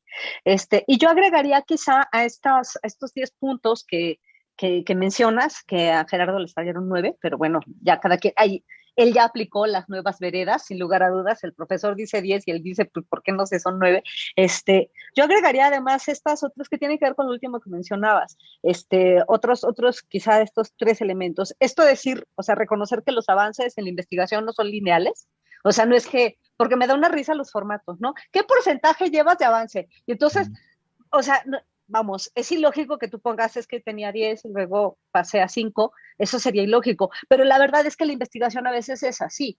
O sea, a veces tú tenías una pregunta de investigación, un algo, como muchos de los ejemplos que tú acabas de poner, y de pronto llegas al estado, a ver en campo el trabajo y dices, mi pregunta no tenía nada que ver, la tengo que cambiar, y por lo tanto, eureka, qué bien avancé, y ahora en lugar de tener 50% de avance, tengo 30%. ¿Por qué no se reconoce eso? ¿A poco no ustedes, digo, tú, Daniel, que tienes tanta experiencia en investigación, a veces se avanza retrocediendo? Mira, yo te voy a decir que nunca, mi forma de escritura, por ejemplo, es que soy como vaca, no dije güey, vaca, rumeando, así, y tengo mi tema en la cabeza. No escribo, puede pasar varias semanas. Y de repente me siento y ¡pum! Saco una primera versión. Y ya después lo retrabajo 2, 3 días y se acabó. Hay gente que escribe, tacha y retacha, etc. ¿Por qué? ¿Por qué es tan lento? Porque no lo tiene pensado. Es más, yo ni siquiera hago un guión, ¿eh? Hago un guión de 3, voy a hablar de esto, tan. Y me pongo a escribir. El libro que mencioné de Lefebvre sobre la arquitectura del placer está muy interesante. Le pidió Mario Gaviria, que era un urbanista que estudió con él en Estrasburgo en los 60s y que después se volvió su amigo, le pidió un momento dado de escribir algo sobre la arquitectura, del turismo de Benidorm, etcétera, pero desde una perspectiva como más en la línea de la producción del espacio que había escrito, ¿no? Y entonces, cuando uno lee el libro, ese es típico de Lefebvre. Lefebvre hizo la pregunta, la justificación, así se llaman los capítulos, la pregunta, la justificación, y después el análisis es la arquitectura, la filosofía, la psicología, etcétera, etcétera. Y se ve que se sentó y se puso a escribir. Obviamente era impresentable el libro porque era parte de un proyecto oficial que le financiaron a Gaviria, pero se nota claramente cómo trabajó Lefebvre. Lefebvre de repente se le ocurre.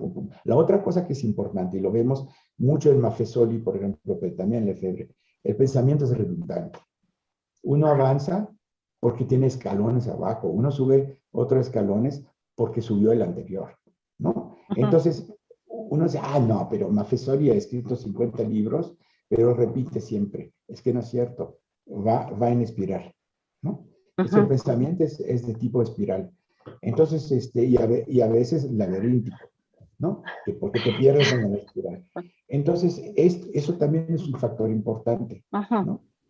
Necesitamos entender que la producción de resultados no es lineal, es extraordinariamente importante, si no es donde tumbamos los alumnos, ¿no?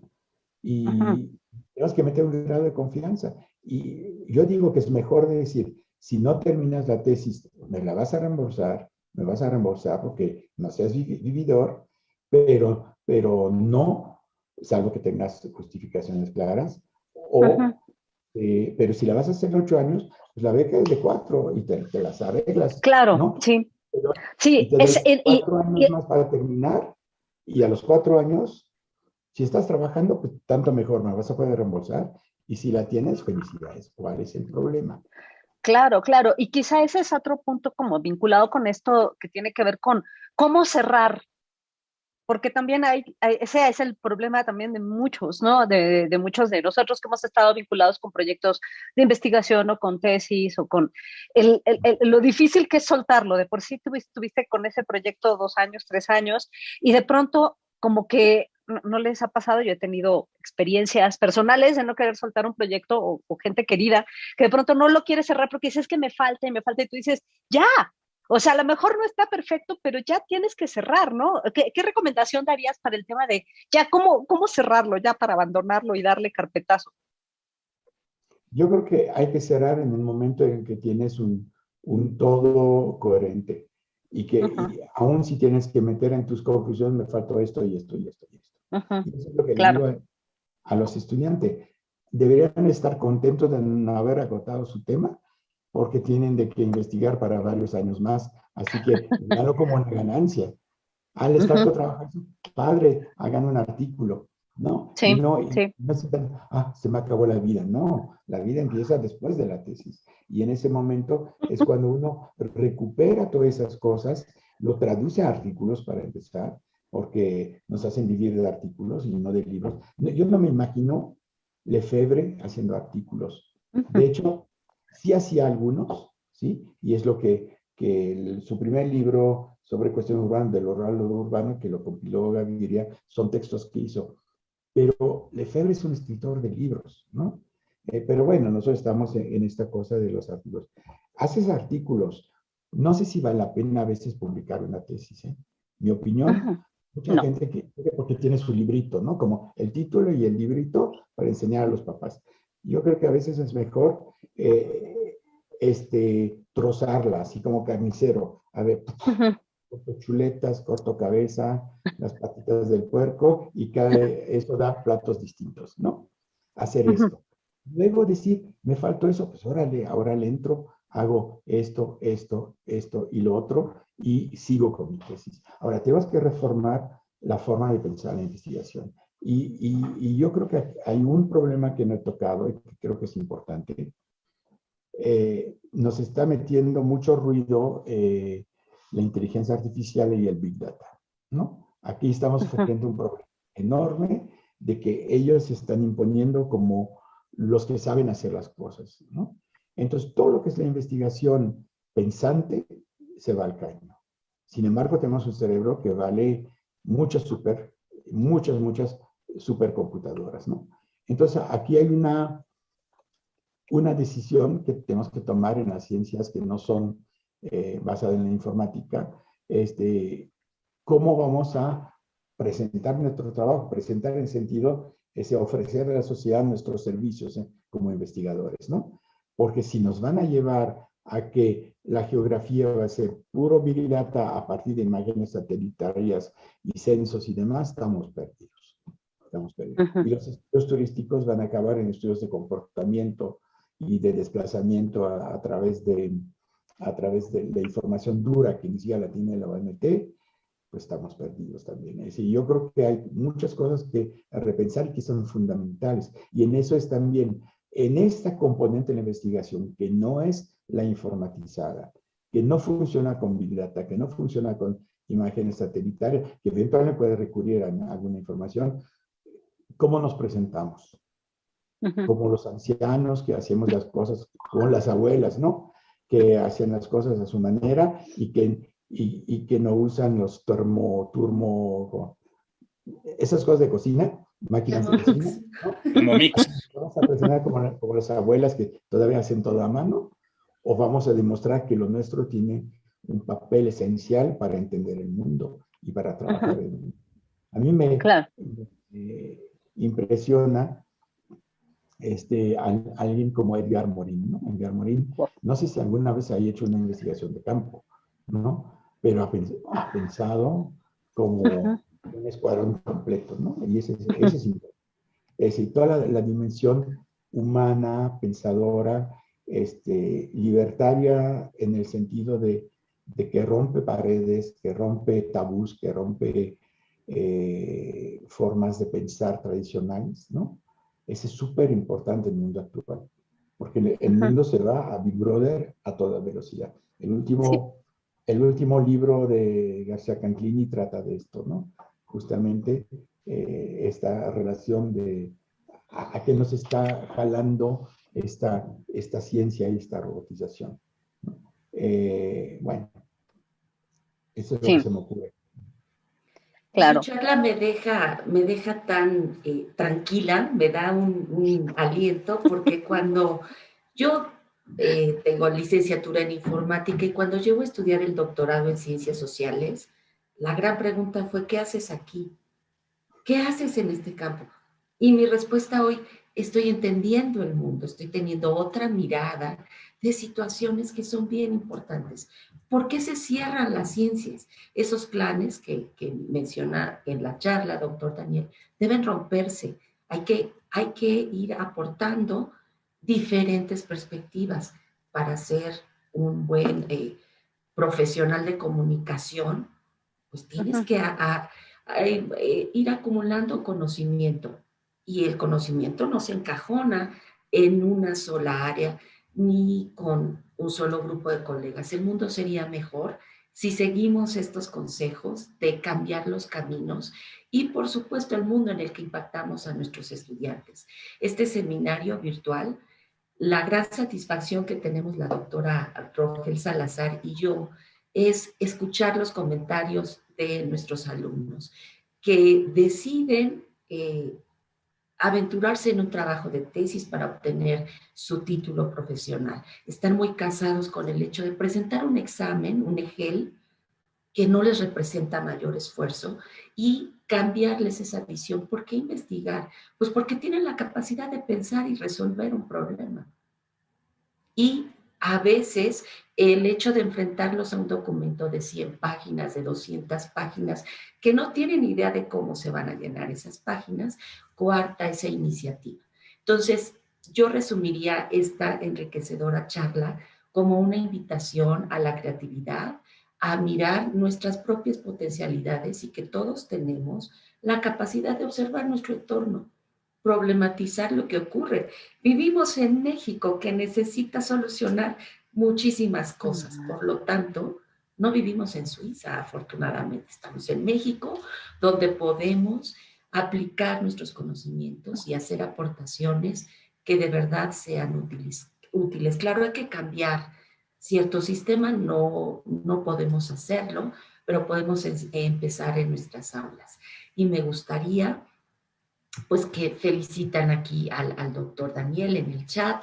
Nos dice Sofi Vázquez desde Ecuador, que le envía muchos saludos, que lo sigue en el taller que está dando del IFER, y ella comenta que justo también en Ecuador pasa, le enmarcan un protocolo de tema aprobado que no se puede modificar en objetivos y metodología de inicio. Entonces, si quiere hacer un pequeño cambio, hay que someterlo a un tribunal, pero ella, que es arquitecta y que estudia asentamientos urbanos, dice, el territorio está vivo, así que, así como el territorio cambia, mi objetivo también puede cambiar. Y cierra diciéndole que ha sido una conferencia muy inspiradora, lo mismo que todos los comentarios de los panelistas. Muchas gracias, Verónica. Sí, sí. Bueno, pues yo solo quisiera como cerrar con una última, es que yo tenía otros 3 elementos que había dicho, y la otra tiene que ver con la colaboración, Daniel, porque a veces pareciera que todos estos esfuerzos de investigación son esfuerzos que se realizan sobre todo en ciencias sociales, tenemos esa, ¿no? como esa idea, ¿no? De hecho, el propio SNI nos pide que tengamos artículos escritos de manera individual y que todo sea individual y que tus libros sean individuales, como si la investigación fuera un trayecto que se desarrolla como así en la soledad y en la individualidad, ¿no? Exclusivamente. Y tú mismo mencionabas algunas experiencias de investigación que tienes con colegas, ¿no? También. ¿Qué decirles a los muchachos en términos de la colaboración con otros? Es que hay varias formas de cooperar, ¿no? Ajá. Y efectivamente hay una forma de cooperar que es bastante ladina, a mi gusto, que es nos ponemos un grupo de 5, yo firmo primero, cada quien aporta, bueno, yo aporto los $500 para que se publique, yo firmo y después dan los otros 4 que no han hecho nada. Entonces viene, el otro hace lo mismo y al final del año por $500 tienes 5 o 6 artículos publicados en grupos de 5. Ese es horrible, ese es terrible y yo lo estoy viendo inclusive en las ciencias sociales, en las ciencias duras hace mucho. He estado en evaluación de trayectoria para estímulos, etcétera, en varias universidades y está pasando muchísimo en ciencias duras, pero también está pasando mucho en ciencias sociales. Y he visto últimamente muchos artículos de turismo, por cierto, 5 personas para 10 hojas, por favor. Y además lo lees y no hay una idea que vale, ¿no? Por colmo, ¿no? Si fuera la nueva ley de la gravedad aplicada al turismo, estamos de acuerdo, pero no es el caso, ¿no? Entonces, esa es la parte malvada. La otra parte, yo creo que sí, pero cooperar no forzosamente significa estar en la misma investigación. Yo creo que hay que ser más abierto en el sentido de coopero teniendo una discusión con otra persona, teniendo por ejemplo, un seminario de discusión de gente que trabaja X tema, ¿no? Y sobre esta base yo construyo mi investigación, ellos construyen la suya. Ese también es una forma de investigar, ¿no? Ahora Armando Silva está lanzando un gran proyecto de ciudades imaginadas para proseguir lo que ha hecho y justamente unas cosas que quiero proponer, porque yo voy a estar con el caso de Querétaro, es que tengamos como grupos informales, ¿no? Por ejemplo, todas las ciudades mexicanas que están en juego, está La Frontera, está Puebla, está Querétaro, está Ciudad de México, ya no me acuerdo cuál, creo que Monterrey, debería reunirnos regularmente y ¿qué hubo? ¿Cómo vas? ¿No? Porque el proyecto es muy laxo. Entonces, bueno, ¿tú qué te inventaste? Ah, yo voy a aplicar esto que tú hiciste, ¿no? Así abiertamente, ¿no? Y intercambiar técnicas, broncas, avances, etcétera. Yo no sé si forzosamente hay que hacer grupos de investigación. Lo que pasa es que las instituciones que nos cubren y que nos martirizan, les gusta que todo sea ordenado y será registrado. Por eso hay que estar en redes formales, hay que estar en grupos de investigación, etcétera, etcétera. Hay de grupos de investigación, grupos de investigación. Si yo tengo 5 personas que están trabajando el turismo y Airbnb, para decir algo, pues está perfecto, ¿no? Trabajemos juntos y publiquemos juntos. Pero no forzosamente es la única vía. Hay vías más escabrosas, más torcidas, más creativas, inclusive, digo yo, que es justamente reunirse, hacer seminarios, intercambiar, etcétera, etcétera, ¿no? Ahora, por ejemplo, el seminario sobre Lefebvre vino de que Jorge Gasca, el investigador del Poli, que yo conozco, me dijo, oye, podríamos hacer algo, y al final surgió un pequeño proyecto en la cual estamos hablando, como se dice, a la limón, ¿no? Tú presenta, yo presento y nos respondemos de alguna forma, cosa que Maribel había comentado que le había gustado, ¿no? Y entonces se responde sobre lo que dice el otro y se agrega más cosas y ese para mí es colaboración en la investigación, ¿no? Ahora, ¿cómo la voy a justificar? Ni lo pienso, ¿no? Porque no hay forma. O le mando la grabación de 150 megas, ¿no? Y arréglense con eso y a ver dónde encuentra la colaboración, ¿no? Claro, claro, a ese tipo de cosas yo me refería cuando digo que las instancias de valoración del trabajo de investigación, hay dimensiones que no valoran, que no se valoran, y de hecho organizar un seminario de ese tipo no es nada sencillo, ¿no? Y reunir a toda la cantidad de personas que se reúnen tampoco es nada sencillo, pero el problema es que eso, ¿cómo lo justificas? ¿Tiene más impacto que un artículo? Tiene 1000 veces más impacto que un libro publicado por una editorial universitaria, con todo respeto, 1000 veces más. De ahí podrían salir muchas más ideas que podrían ser citadas, pero no lo puedes como justificar en el trabajo formal. Ahora mismo decía Gerardo, ¿por qué no escribir estas 10 ideas? Y uno dice, sí, claro, estaría muy bueno escribirlo, pero ¿sabes? Lo bueno es que queda colgado en YouTube y la gente lo puede leer y muchos de ahí lo citarán. E incluso, que eso es lo más interesante, se puede citar un video de YouTube, se puede citar un video de Facebook y tú dices, oye, ¿de dónde sacaste esta conclusión? Pues la escuché en una conferencia que dio el doctor Daniel Guerno y aquí está la cita. O sea, si sí lo puedes citar, mi pregunta es Sí, ¿por qué no lo podrías justificar como trabajo en las instancias que lo valoran? claro. No sé, Sí. es una duda, ¿verdad? Que yo dejo No, ahí no, no, planteada. no, yo estoy Sí. de acuerdo. A mí ya ni me preocupa porque ya mi futuro está atrás de mí, ¿no? En alguna forma, como se dice. Y tengo el Sistema Nacional hasta 2033 y no sé si estaré vivo. Así que tranquilamente me despreocupo completamente, pero sí, yo sé que es una bronca y ahora es cada vez más fuerte. Por ejemplo, el SNI acaba de avanzar en el nuevo reglamento, de decir que ya solamente ¿cómo se llama? Las editoriales de prestigio ya no. Se puede escribir en otras y más bien la comisión evaluadora tiene que concentrarse en el contenido, el valor del contenido. Y que van Ya. a leer los libros, pero eso también está difícil. No sé si van a leer los libros, pero por ejemplo, ese va a ser el caldo de cultivo para todas estas editoriales medio piratas, ¿no? Que tú pagas 10 pesos y que ¿no? Como tantas hay, y que te autoeditas tu libro. ¿También cómo lo vas a controlar? Sí, pero lo otro era un control de otro tipo, era el Ah, no, control claro, de quien claro. estaba en la UNAM, en la Flaxo, en el Colegio de México, en las grandes instituciones que tenían dinero a pasto para publicar en editoriales siglo XXI, Porú, etcétera. Y no hablo ni siquiera de intereses financieros de funcionarios de esas instituciones con las editoriales, que es peor todavía.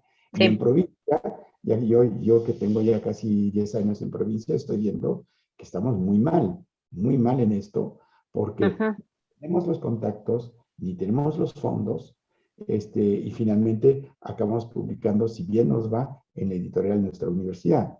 Y como me decía alguien que estuvo en la comisión del SNI, finalmente no lo pueden rechazar abiertamente como producto porque se estirase una bala en el pie, ¿no? Ajá. Eso vas a decir, bueno, ya no va a haber investigación más que los 20 libros que publica X editorial al año, ¿no? Y no se Ajá. puede en un país que tiene por lo pronto 90,000 personas en el sistema de investigación. Entonces, sí hay muchos problemas, pero todos esos problemas tienen que estar puestos en la mesa. Por ejemplo, también el hecho de obligar a la gente a estudiar perspectivas y problemas que son de interés nacional, yo digo, no, no, ¿sí? Ajá. Estudiar la relación con China es un problema importante, se tiene que estudiar en geopolítica. Estudiar formas urbanas o procesos turísticos en donde sea es también importante porque nos retroalimenta y eso no lo entienden. Se están cerrando. Es cierto que hay que trabajar, pero yo no estoy en Chapingo estudiando formas de producción agrícola, por ejemplo, ¿no? O no estoy estudiando lucha contra la pobreza. Entonces, tiene un país que se respeta, decía un investigador canadiense, cuando lo del Trato de Libre Comercio es un país que reconoce la libertad de investigación y decía, si alguien quiere estudiar cómo se hacían las cuerdas de violas en el siglo XIII, es importante para la cultura del mundo y eso es relevante. Y el país que permite y financia esa investigación se honra a sí mismo de participar en una cultura general, ¿no? Y yo creo Ajá. que sí. importante. Estoy de acuerdo. Yo sé que nos estamos encerrando, nos estamos burocratizando brutalmente. Esos reportes de investigación que tenemos que hacer son dramáticos, ¿no? Y yo creo que los investigadores tenemos que empezar a reaccionar contra eso, ¿no? Sí. Y tratar con nuestros estudiantes, no podemos romper los moldes actuales de investigación, pero tratar de ayudar a los estudiantes a poder darse la vuelta sin que los pateen y que puedan avanzar sanamente Sí. de los burócratas universitarios, profesores, ¿no? No solamente los demás, a obligarles a seguir cierto recorrido, ¿no? Para su investigación. No, bueno, pues de verdad creo que es una charla como muy, muy valiosa que nos deja como una gran cantidad de asignaturas pendientes. Yo lo pienso como profesor, ¿no? Como profesor ahora, ¿cómo hacer, ¿no? Cada vez porque todas estas cosas, como bien lo decías en un inicio, parecen, o sea, ya que las dices, parecen casi obvias. El problema es como llevarlo a cabo, ¿no? Instrumentarlo, ¿no? O sea, ¿qué decirle a ese profesor que te dice el primer semestre de tener el capítulo 1 y el segundo semestre el capítulo 2, ¿no? ¿Quién se lo dice? ¿Quién se lo dice? ¿No? Nos ponemos de acuerdo, ¿cómo hacemos? Y cómo salvamos a los propios estudiantes de esa marea, porque además estás, como bien lo dice el título de tu plática, es estar como contracorriente, ¿no? Claro. Sí, no es fácil, pero pues bueno, no sé si Gerardo o Maribel tengan algún comentario final para cerrar. No, mil gracias. Mil gracias por la invitación. Muchas gracias. Sí. Sí, de mi parte igualmente, muchísimas gracias. He disfrutado mucho este diálogo, escuchar a Daniel y además a ti, a Gerardo, a Rocío. Creo que este intercambio de ideas es lo que nos hace muchísima falta. Gracias a la pandemia que estamos pudiendo hacerlo, ¿no? Que la verdad es que sí nos está proporcionando tiempo y herramientas para poder hacerlo. Sería mucho más difícil ponernos de acuerdo si lo hubiéramos tenido que hacer de manera presencial. ¿No? Pero bueno, dispuesta y agradecida para continuar colaborando y participando en ese tipo de eventos. Gracias, Rosario, y gracias a la maestra Verónica. Sí, no, pues nosotros, la verdad es que les agradecemos muchísimo. No sé, Verónica, si quieres decir algo para cerrar. Nada más agradecer esta oportunidad de compartir. A los alumnos les encanta este panel, este foro, y siempre nos dicen, ay, no conocemos a tal profesor, qué bueno que participa, qué bien que discuten, y es un poco, ellos nos van siguiendo, entonces ojalá que podamos quedarnos con estas reflexiones y ponerlas en práctica. Y ya nada más, doctora Rosario, queda cerrar con la pregunta que nuestro invitado... bueno, sí, casi siempre hacemos, los estudiantes tienen como otras formas de vínculo, porque ellos no están en la sala de Zoom, sino están a través de YouTube, y siempre cerramos con una pregunta que el profesor les hace a los alumnos y ellos mandan sus respuestas a través de una plataforma que se llama Socrative, que si quieren igual se los compartimos después. Pero ¿qué pregunta le harías tú a los estudiantes, Daniel, que nos acompañan? Esperando primero que no estén pensando suicidarse después de la conferencia. No, ojalá no. Yo creo que no. Más bien, ¿cómo le van a decir a su profesor de investigación que se quieren salir del carril? Eso no está tan fácil. Sí. No, yo creo que no se puede hacer de golpe y no se puede hacer en todo. Yo creo que sería importante, y no es una pregunta, como si es una pregunta, es decir, ¿cómo piensan, si les interesó lo que dije, cómo piensan sacarle provecho para recuperar cosas en su investigación, para darle más aire, más libertad, más posibilidad de integrar otras cosas que no están viendo, y cómo piensan que pueden quitar esas ataduras del sistema burocrático que les impide a veces avanzar. Eso sería mi pregunta. Ajá. la estoy escribiendo para que ellos la tengan, y bueno, pues ellos lo escriben, ellos lo ponen por escrito y después graban unos videos. Eso ya es cosa, no te vamos a hacer sufrir con eso, Daniel, pero si quieres igual te lo mandamos. Ellos graban unos videos haciendo como comentarios acerca de las opiniones y tal, porque es una manera como de fomentar como la conversación, pero también respetando que no siempre los estudiantes pueden estar en las sesiones de manera sincrónica. Entonces es una participación un poco como sincrónica y diacrónica que tienen. Un montón de cosas que uno ha tenido que inventar en esta pandemia, pero que pienso que han sido, como yo coincido en eso con Maribel, yo pienso que ha sido, ok, sí, es una tragedia, no estoy diciendo que la pandemia no sea una tragedia, pero lo mejor de todo eso es que nos ha permitido como inventar nuevas vías, ¿no? De comunicación y colaboración entre colegas y también con nuestros estudiantes. Pues bueno, muchísimas gracias. Vamos a cerrar la transmisión en YouTube y